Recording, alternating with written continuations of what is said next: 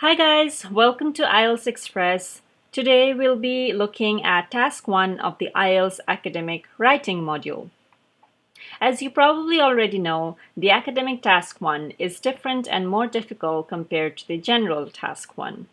Before we move on to the tips, let's first see what they are actually testing in this task. In this section, you will be asked to write a report. They will be testing your ability to report by interpreting graphic data or describing an event, process, or even a map.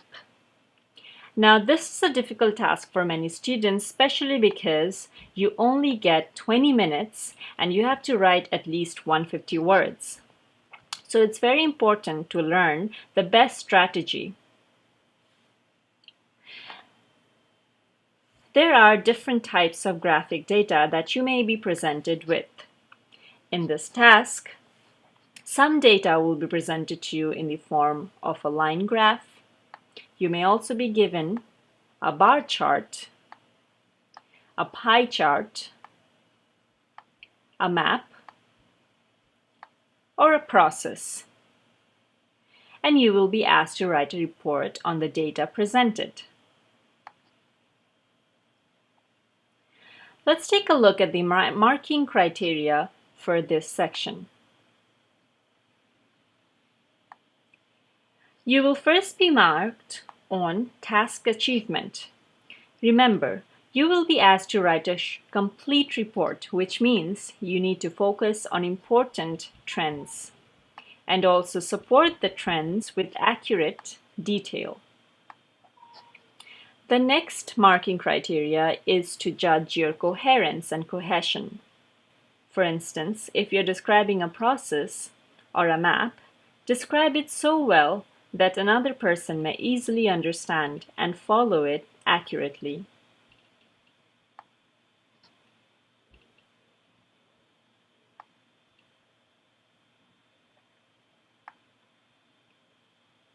The next criteria is grammatical range and accuracy. After all, it's an English test, so it's important to use proper structures. And using a variety of sentence structures always shows off your English skills. The last marking criteria is lexical resource. This is used to mark your vocabulary skills, so make sure you're not repeating words and you're exhibiting a wide range of vocabulary. Use less common words. Now let's move on to the outline you can follow for Task 1.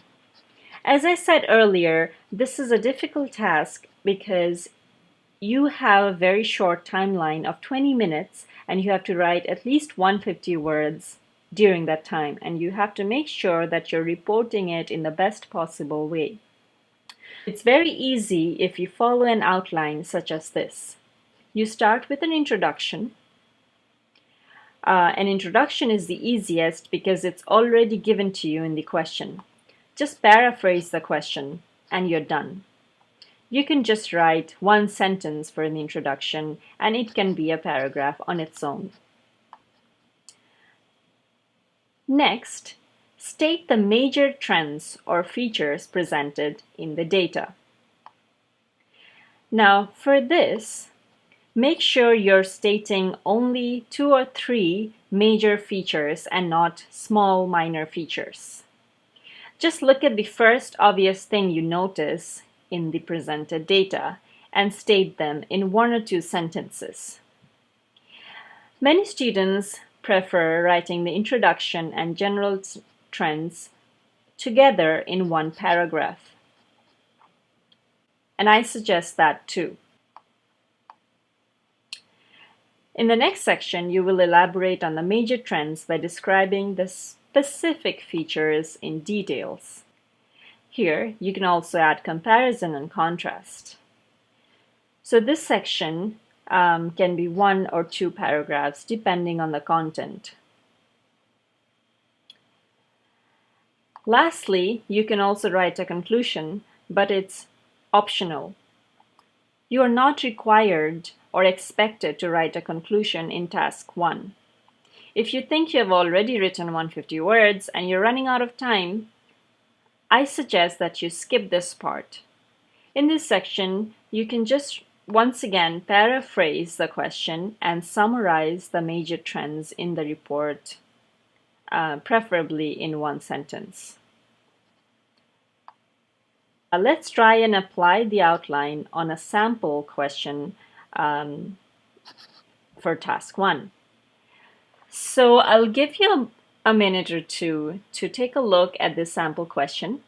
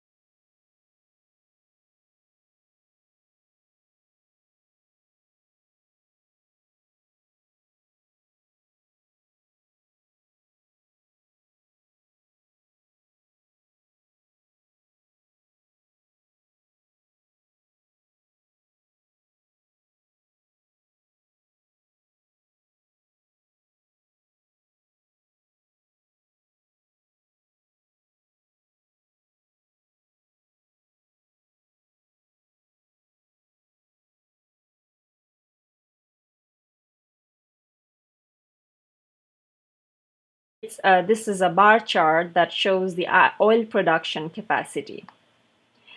Now, in this video, I will only show you the outline and how to structure a task 1 question. Try to follow the same outline or structure for any kind of data, whether it be a bar chart or a line chart, process, or maps. You start with an introduction. The introduction should state what the chart shows. And like I said earlier, this is the easiest part because you can simply paraphrase the question. So let's take a look at the question again. This was the question. And let's look at a sample answer. Notice in the question, words such as the graph shows estimated oil production is replaced when you paraphrase it in your answer. Instead of graph, you can write bar chart. Instead of shows, paraphrase to illustrates. And instead of writing estimated oil production, you can write the estimated amount of oil produced. So you can also add some new information by looking at the graph itself. When you're writing the introduction, make sure you state a starting, a presentation type, a verb, and a description of what, where, and when.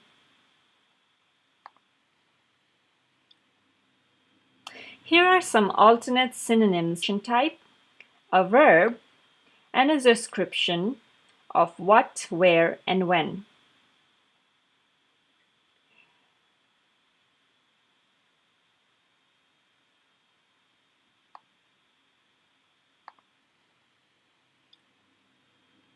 Here are some alternate synonyms or phrases for these 4 sections of introduction we just saw. Make sure you're familiar at least with most of these terms because it will help you paraphrase the question easily. So for the starting, you can use phrases like the given bar chart or the supplied data or the presented and so on.